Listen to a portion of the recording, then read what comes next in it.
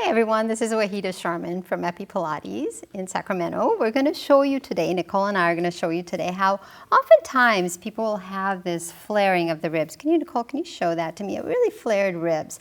And I'm going to tell you that this rib disconnection is about the back body more than it is about the front body. So Nicole is on two blocks, one at her thoracic spine, one at her sacrum. Nicole, you're going to take a breath in. On your exhalation, drop your spine between the two blocks as you curl up. Good, dropping it down. Nicely done. So it creates a little bit of a hammock for her.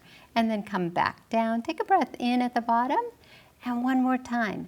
Exhale and drop it back down. So another hammock here that allows this to come down, assisting with that rib flare so we don't pop those ribs open. Thanks for joining us.